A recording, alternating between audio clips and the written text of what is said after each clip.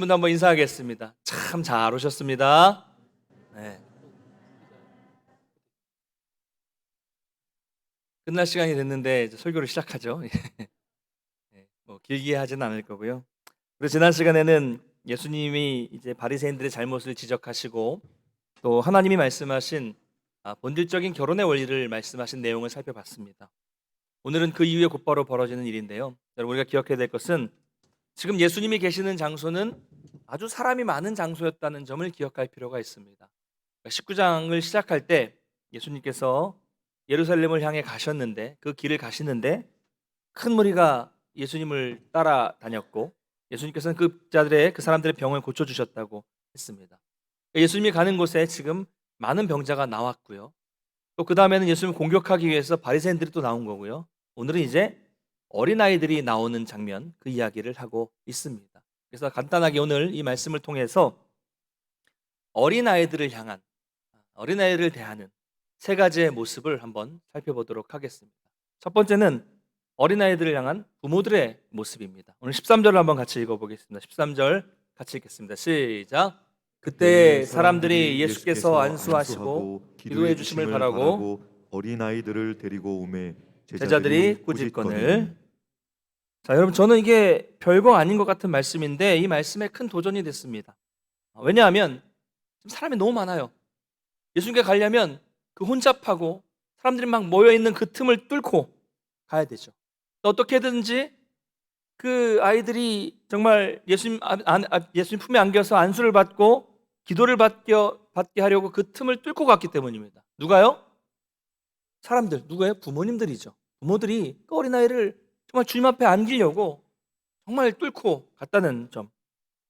여러분, 여기 모인 사람들은 대부분 자기 문제를 해결하기 위해서 모인 겁니다. 그런데 이 부모들은 다른 사람들이 눈살을 찌푸릴 수도 있다는 걸 알아요. 또 가면 제자들이 또 복잡하니까 안 된다라고 막을 수 있다는 것을 알지만 그럼에도 불구하고 아이들을 예수님께 데리고 나온 부모들이라는 것. 이 부분이 도전이 됐습니다. 여러분에게도 이런 간절함, 이런 은혜에 대한 사모함이 있으십니까? 정말 주님이 안수해 주시고 주님이 기도해 주시면 정말 좋겠다. 우리 아이가 교회 나가서 우리 목사님들에게 기도를 받고 또 교회 안에서 신앙으로 말씀으로 잘 양육을 받았으면 좋겠다. 이런 사모함, 이런 간절함 말입니다. 요즘엔 이런 간절함과 사모함이 많이 사라졌습니다. 여러분도요, 언제든지 좀 같이 제가 기도해 드렸으면 좋겠고 이러면 목양실로 오십시오. 오시면 되는데 아직 좀 이렇게 제가 보니까 정말 목양실에 올라오는 것 자체를 부담스러워 하시는 분들이 많더라고요. 예. 4층으로 올라가서 저 높은 곳이 됐는지 모르겠지만 아직은 좀 부담을 가지시는 분들이 많은 것 같아요. 근데요, 제가 한 10년 전에 청년 사역을 할 때는 수능 시험, 공무원 시험, 노량진이니까 많잖아요. 공무원 시험, 또 뭐 이렇게 임용고시 오는 때가 되면 정말 수십 명의 학생들과 청년들이 찾아왔습니다. 금요 기도에 안수기도 한다 그러면 한 150명, 200명 정도가 막 다 와서 기도받으려 줄을 서서 기도받는 거예요. 그만큼 여러분, 안수해달라고 기도해달라고 오는 건 뭐예요? 그 사람이 누구를 의지한다는 겁니까? 하나님을 의지한다는 거예요. 하나님을 의지하려고 하니까 목회자의 기도를 받고 싶어 하는 거잖아요. 그렇죠? 자기도 뭐 열심히 기도했고 열심히 공부도 했지만 그래도 자기를 담당하는 목사님의 기도가 필요했기 때문에, 그 간절함이 있기 때문에 기도해달라고 찾아오는 겁니다. 더 이전으로 거슬러 올라가면요, 제가 어렸을 때부터 다녔던 모교회에서는 송구 영신 예배가 끝나면 다 강대상 앞으로 나가서 담임 목사님의 안수 기도를 받기 위해서 딱 차례대로 줄을 쫙 씁니다. 앞에서부터 뒤에까지 쫙 줄을 서가지고 꼬불꼬불 해서 줄을 씁니다. 기도 받으려고, 그 새벽에. 그러면 이제 한 해의 시작을 이제 그래도 담임 목회자의 이 기도를 받고 시작하려는 그런 간절한 마음이 있는 거죠. 그러면 목사님은 또 밤새도록 기도를 해줘요. 정말 지금 생각해도 대단합니다. 근데 저는 사실 특혜를 받았습니다. 왜 특혜를 받았냐면 목사님이 꼭 선임 장로님 가정부터 기도를 해주시기 때문에 기도 시작을 하면 저희 가정은 한 3번째나 4번째 정도 기도를 받고 일찍 내려가면 교육관에 이렇게 뷔페를 쫙 차려놓거든요. 다 성도들 먹을 수 있게끔. 그럼 거기서 제일 먼저 제일 좋은 음식, 따뜻한 국 먹으면서 편안하게 쉬면서 또 뒤에 내려오는 친구들을 기다리고 밤새 그냥 그렇게 노는 거예요. 같이 교회에서. 그런데 이제 혼자 이렇게 기다리다 보면 이 교회를 혼자 오는 아이들이 있잖아요. 청년들, 학생들이 있잖아요. 그 아이들은 계속 줄을 서는 거예요. 1시간, 2시간, 3시간 계속 줄을 섰다가 해가 밝을 때쯤 되면 진짜 새벽 예배 좀 드릴 시간쯤 되고 지나가면 그때 한 5시, 6시쯤 되면 그때 내려온 아이들도 있습니다.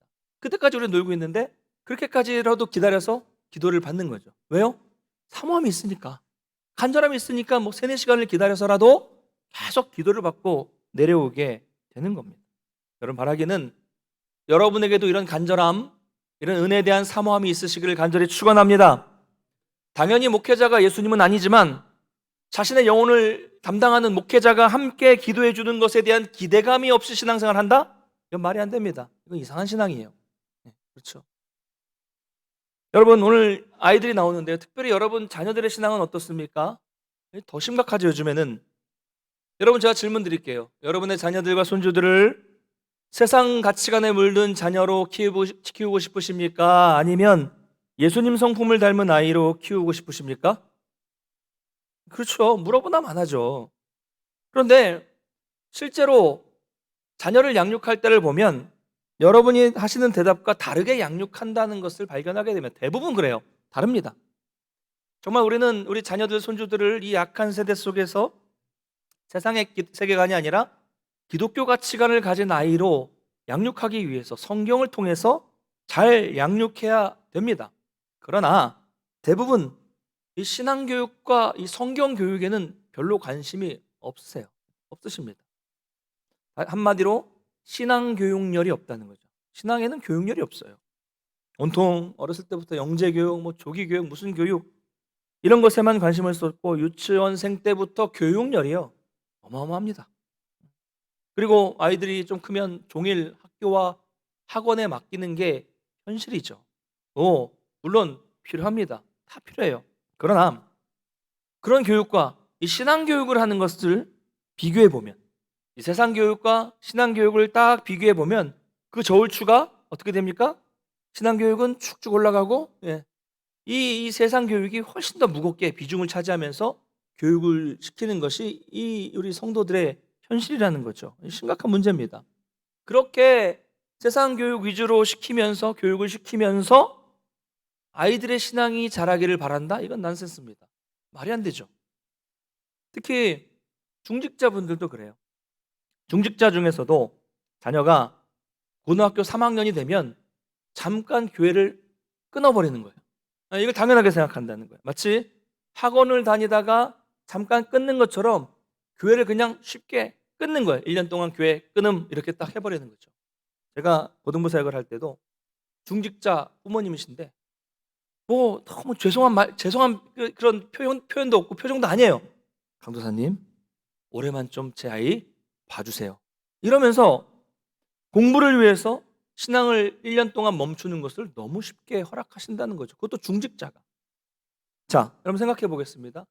그렇게 이 공부를 위해서, 입시를 위해서 1년 동안 신앙생활을 쉬었던 아이가 대학에 가면 자동으로 신앙이 회복될까요? 대학에 가면 그 타락한 세상의 문화와 그 대학 문화와 그 음주 문화 그 속에 속해 있는데 그것을 거스르면서 자연스럽게 신앙을 회복한다는 것은요, 여러분 불가능입니다. 불가능합니다. 그런데도 신앙을 가진 부모님들은 중직자들이 그 모험을 한다는 거예요. 왜 그런 모험을 합니까? 어디 목사님 한번 두고 봅시다. 이렇게 생각하시는 분들 계실지 모르겠지만 저도 자녀 교육은 장담할 수는 없잖아요. 그러나 그래도 이 아이가 신앙에서 인격적으로 잘 자랄 수 있도록 기도하고 노력하고 있습니다. 사랑하는 성도 여러분, 바라기는 우리가 오늘 이 부모들처럼, 오늘 말씀에 나오는 이 부모들처럼 어린 자녀들, 우리의 자녀들을 다른 것이 아닌 우리 주님 앞으로 이렇게 들이밀 수 있는 그런 부모님들이 되시기를 간절히 축원합니다. 어려서부터 신앙 안에 있는 것이 너무 중요하기 때문에 그래요. 그렇죠. 여러분 자녀 중에 어린아이들 말고 이미 성숙한 20대, 30대, 40대 자녀들이 있는 부모님들은 절감하실 겁니다. 그 지금 말도 안 듣는 그 자녀들 신앙 안으로 다시 돌아오게 하는 것이 얼마나 어려운지 여러분 잘 아실 거예요. 그렇기 때문에 우리가 어려서부터 신앙으로 밀어야 한다는 것이죠. 이런 측면에서 우리가 또 교회가 또 이런 부모 역할을 해야 돼요. 우리 교회도 정말 다음 세대를 바르게 세우는 교회가 되기를 간절히 소망합니다. 여러분, 제가 우리 교회 오기 전에 한 20년 동안 많은 교회를 다녔잖아요. 그리고 많은 교회를 보면서 많이 봤잖아요. 보면서 제일 안타까운 건 뭐냐면요, 제가 말씀드린 일반적인 거의 모든 교회가 다 그렇습니다. 제일 안타까운 것은 교회가 이런저런 일로 재정적인 어려움이 빠지면 가장 먼저 하는 게 뭐냐면 교육부서의 예산을 삭감합니다. 교육부서가 원래 예산이 좀 많거든요, 보통 교회들이. 그러면 제일 먼저 보이는 데가 거기에요. 그럼 예산을 거기에 삭감을 하는 거예요. 안타까워요. 거의 대부분 교회가 그렇습니다. 또 안타까운 것은요, 어딜 가나 어른들이 사용하는 공간, 어른들이 사용하는 예배당, 어른들이 사용하는 공간은 최고예요. 최신식입니다. 가장 좋습니다. 그런데 교육부서, 아이들이 거하는 공간은 항상 2순위, 3순위로 밀린다는, 다 가보십시오. 대부분 그렇습니다. 안타까워요. 그러면 다음 세대 이렇게 외치는데 그 외침이 너무나도 공허하게 느껴지는 겁니다. 여러분, 어린아이가 존중받는 사회가 성숙한 사회인 것처럼 어린아이가 대접받는 교회가 성숙한 교회고요. 그런 교회가 바로 우리 주님이 기뻐하는 교회라는 것을 믿으시기 바랍니다. 그러면 10년만 지나보세요. 우리 교회 10년 이후를 한번 생각해 보십시오. 한국 교회는 아주 큰 위기에 처하게 될 겁니다. 오늘 말씀처럼 우리 어린아이들을 부모님 적극적으로 교회로 인도하시는 우리 부모님들, 또 다음 세대를 바르게 세울 수 있는 우리 교회가 되기를 주님의 이름으로 축원합니다. 자, 두 번째로요, 이제 어린이를 대하는 부모의 모습이 아니라 제자들의 모습을 좀 보도록 하겠습니다. 제자들은 오늘 보니까 아이들이 오는 것을 막아서고 꾸짖었습니다. 그러니까 제자들은 이 아이들을 쉽게 말하면 한 영혼으로 대하는 게 아니라 그냥 지금 너무나도 사람도 많고 밀리고 복잡한데 더 정신없게 만드는 그런 존재로 생각했던 것이죠. 당시에는 여성과 아이들을 천대하는 그런 문화도 있었기 때문에 더 그랬습니다. 근데 우리에게도 여러분 이런 면이 있어요. 우리에게도 이런 면이 있습니다. 전에 젊은 부부들이 모여있는 구역에 예배를 인도하러 간 적이 있었는데요, 젊은 부부 6가정이 모여서 예배를 드렸습니다. 여러분, 분위기가 아마 상상이 되실 거예요. 정신이 없었습니다. 그런데 이 젊은 구역장님은 나름대로 많은 계산을 하고 많은 준비를 하셨어요. 그래서 이 큰 방에다가 아이들을 다 이렇게 모아놓고 거기에 간식, 뭐 장난감, 뭐 애니메이션, TV 틀어놓고 애들 거기서 예배 드리는 동안 다 거기서 놀게 하고 부모들은 거실에서 조용히 예배를 드릴 만한 계획을 다 세우고 준비를 하셨는데 그게 마음대로 될까요? 안 되죠. 막 아이들이 나와서 거기 들어가 있으라 할 때 나와서 정신없이 떠들고 뛰어다니고 막 보채고 또 막 보채면 또 부모들은 또 그 아이를 또 저지하고 혼내느라고 막 소리가 더 커지는 거예요. 막 진짜 말 그대로 돗대기 시장이 됐어요. 예배 장소가. 그렇게 됐습니다. 제가 부모님께 이렇게 말씀드렸습니다. 집사님, 교역장님, 아이들은 뛰고 떠드는 게 당연하니까 그냥 놔두세요. 아이들은 아이들대로 막 뭘 하든지 그냥 가만히 놔두시고, 또 저는 제가 목소리가 크니까요, 저 나름대로 알아서 떠들 테니까 그냥 아이들 신경 쓰지 마시고 온전히 예배에만 집중해 주세요 라고 말하고 예배를 드렸습니다. 정신없이 예배를 드렸는데 그래도 잘 드릴 수 있었습니다. 여러분, 이것이 교회가 자주 범하는 실수 중에 하나입니다. 여러분, 뛰어놀고 떠드는 게 정상인 아이들을 막으면 그게 문제가 되는 거예요. 만약 여러분 어떤 아이가 1시간 동안 말없이 예배 드리고 1시간 동안 조용히 앉아서 예배를 드리는 아이가 있다면 그 아이는 어딘가 좀 아픈 아이입니다. 이상이 있는 아이예요.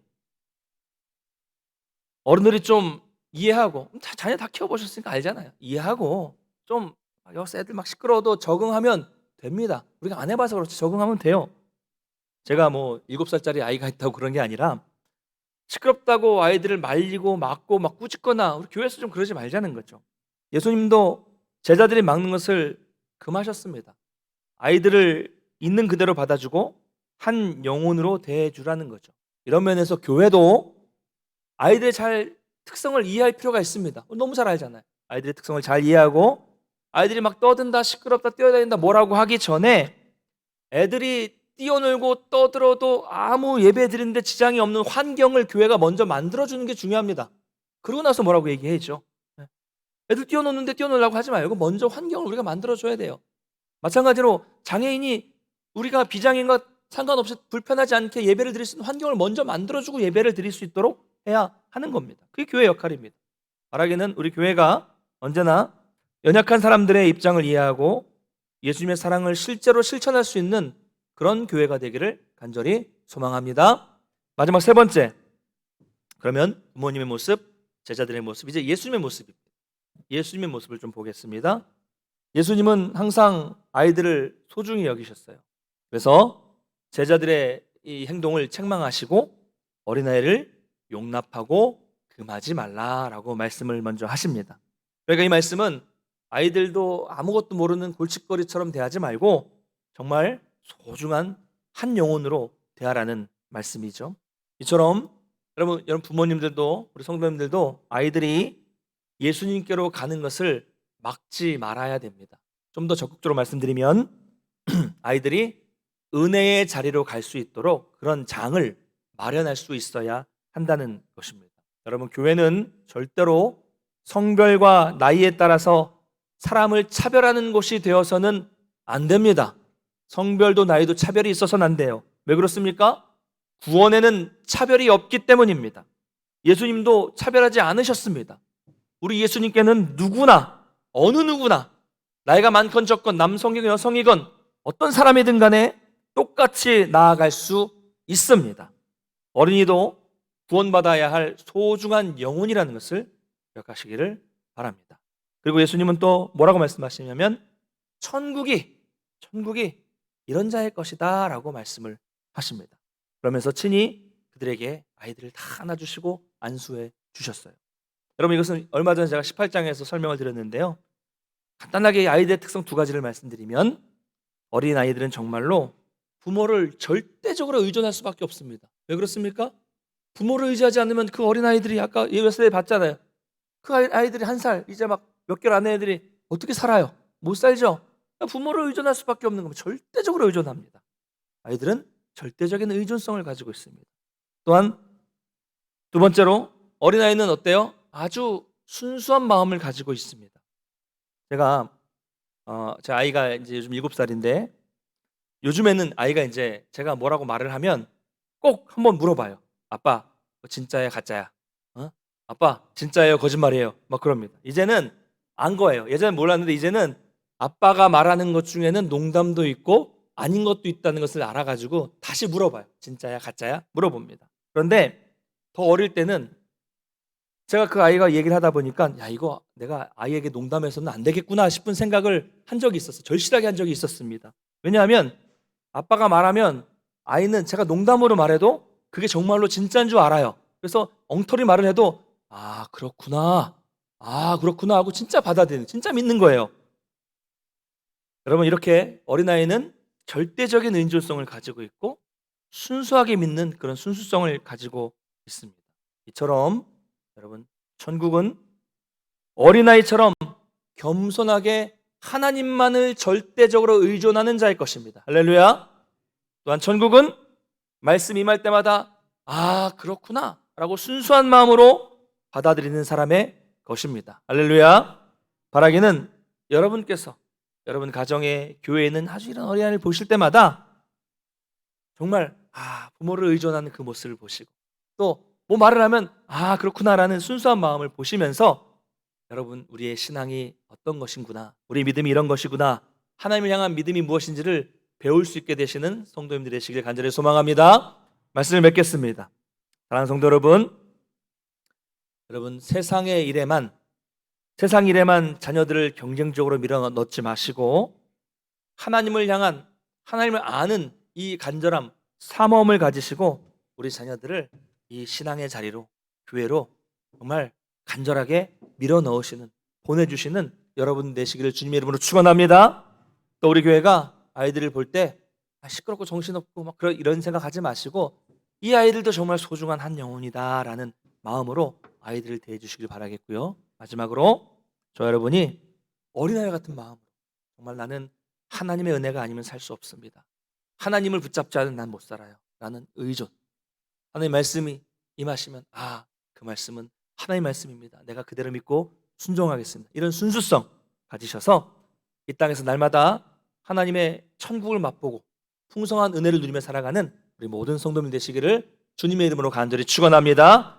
자리에서 일어나셔서 찬양하고 제가 기도하고 마치도록